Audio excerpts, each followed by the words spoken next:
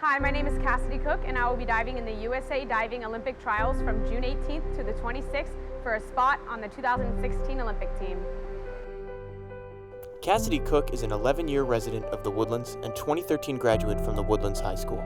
She is also the fifth of 6 siblings. It was just complete madness everywhere we went.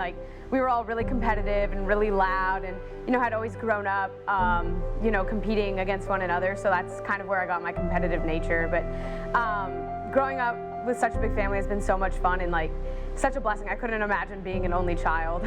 I can remember when they were younger, all my friends would call and say, oh, let's make a play date at the park. And I'm like, my house is a play date, so if you want to come and play with my kids, just come over. But it's hectic and crazy and all the things that I love. So Kassidy is crazy. She was the kid that jumped off the bunk bed. She was the kid that jumped in the pool before she knew how to swim. She's always pushing the envelope and pushing the edge.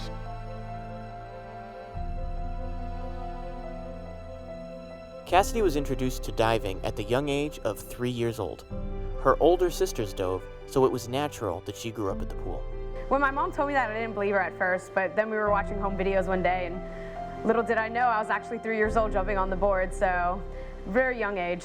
Her sister, Kara, who was a diver at Purdue, was the first one that started diving. And so Kassidy started diving at 3 because she was hanging out at the pool all the time. And she was great from the minute she picked up the sport. And I can remember on her 4th birthday, we were at the pool and I brought cake over, and the coach said, Kassidy, how old are you? And she says, I'm 4. And he goes, no, Kassidy, you're 5. And she goes, no, I'm 4. And he said, looked at me and I said, no, she's 4. And he said to me, she's gonna be great. One of the first big meets she ever did was the Pan Am Games, and she was 10 years old, and it's the United States against all the Pan American countries, and there was a girl from Brazil that was beating her. And on this last dive, I saw Kassidy on the side of the pool, looking at her, watching her dive, and she made a mistake, and I saw Kassidy's got the look of, if you make a mistake, it's like blood in the water, and she's a shark. So she went up there and nailed her dive, which was an inward 2.5, which I don't think any 10-year-old in the country was doing, and won that event. And so those are the memories that I have of her. Just a serious competitor, always fun, always loud, but wanting to win. There was no such thing as second place. Kenny Armstrong, program director and senior coach of the Woodlands Diving Academy, has watched Kassidy grow up. She joined the academy at age 9, and from the very beginning, Kenny saw she was someone special with great potential. Probably one of the most talented kids I've ever seen that has come through the doors of our diving program. Very bubbly, directed, knows what she wants to do, and does whatever she can do to go get it.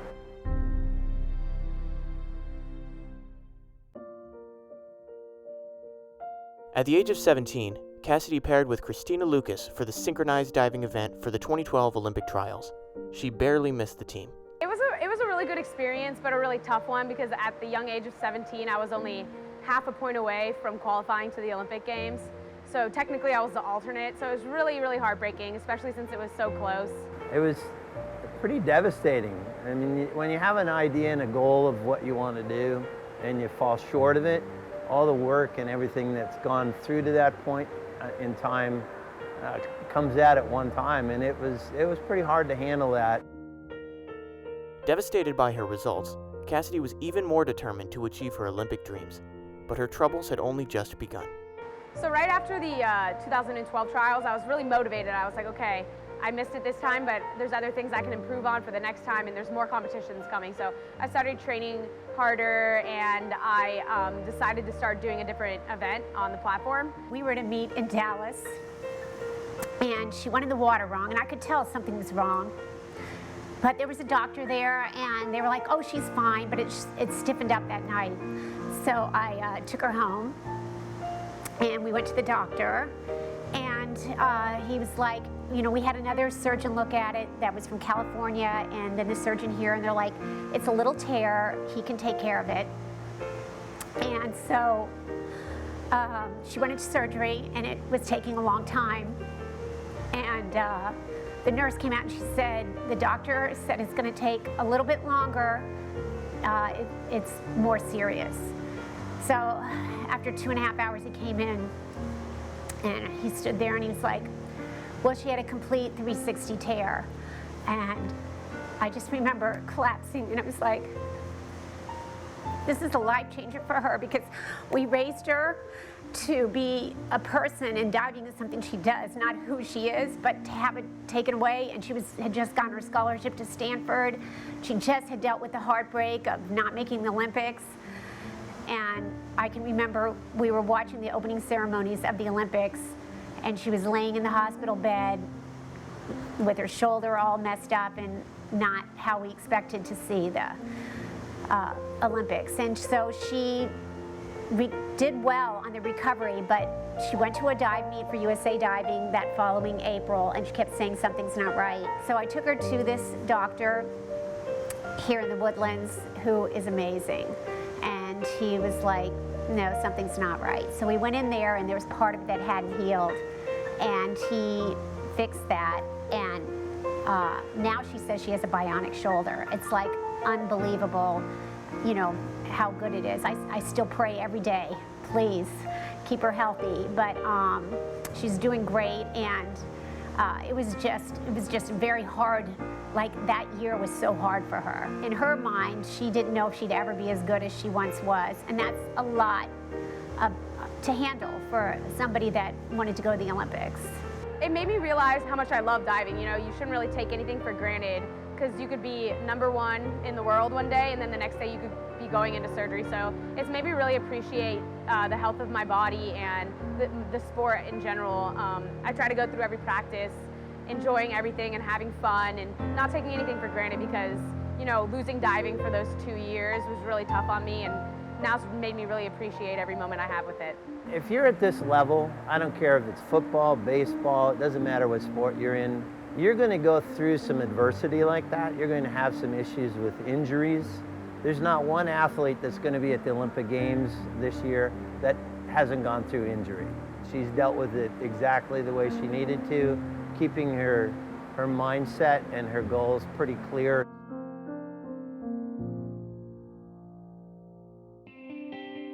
With her health back on track, Kassidy committed herself to go all in for the upcoming Olympics in Rio.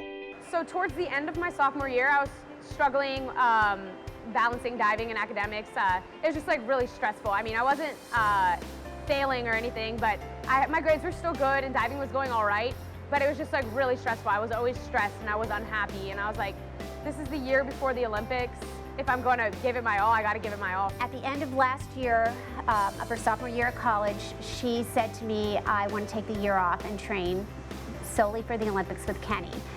And we had just gotten her back. Like, she had not been herself for 2 years. And I was like, oh, honey, I don't know, you know, you don't want to give up Stanford right now and your life, and, you know, who are you going to hang out with? It's just me at home.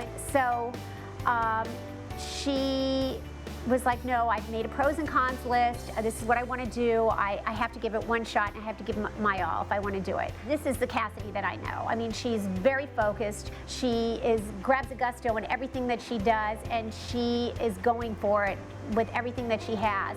When she called me back, I had a mixed feelings on whether or not to go ahead and go for it.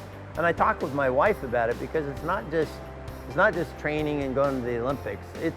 That's a month and a half away from my family. And this will be my 9th Olympics, and if she makes it. But my wife, who is a national champion diver as well, understands what it takes, thank the Lord. And she realized that Kassidy started in this program when she was 8 years old, and basically told me, you gotta see this kiddo through. That kind of changed my mindset. I didn't want to do it at the beginning, but talking with Patty about it and Kassidy and her folks about it, and we made a decision to go for it, and it's worked out pretty well. Without the hectic schedule of a full-time college student, Kassidy can focus all of her time and energy on training for Rio. I wake up at 6:50 every morning and get a little breakfast, and then I have training at the dryland room from 8 to 9:30, and then I go from there to the pool and train in the water from 10 to 11. And then after that, I have about an hour lunch break. And depending on the day, on Mondays and Thursdays, I have Pilates from 12 to 1. And then right after that, I lift from like 1:15 to 2:30. And then I'm back at the dryland gym going from 2:30 to like 3:40. And then I'm back at the pool diving from 4 to 5:30. And then I usually end my day with some sort of recovery, like ice baths, cryotherapy, or a massage. So it's pretty hectic. Obviously, I wouldn't be able to do all of that if I had school as well. I'm kind of replacing the hours that I would be in class or studying with more training. It's hard to find somebody that's more directed than she is. She knows exactly what she wants to do. She's changed her diet completely. Her work ethic is, I'd put her up against anybody in the world. If you're going to make the Olympic team, there's a level. If you're gonna go win the gold medal, there's a totally different level that you have to go to. And that's her goal. It's not to make the Olympic team. It's, I wanna go win the gold. And when you have that mindset, nothing gets in the way of what you're doing. I'd put my money on her to see her goals through.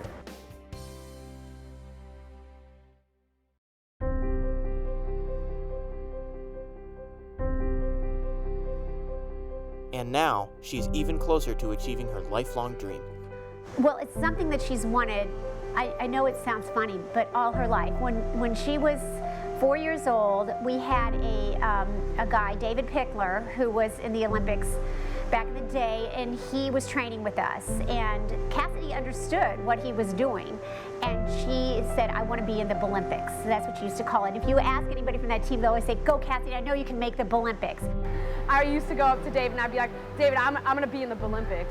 So it's been a dream ever since I was 4. It's probably the earliest memory I have of like an actual dream or like a goal. She would go to bed at night for probably about a year, and as we would go to bed, she would say to me, do you think the Chinese are still training? Because she knew that the Chinese were the ones to beat. Kassidy's confidence is unmatched, and she's not just shooting to make the team, she's going for the gold. I think she deserves it, but of course everybody says that.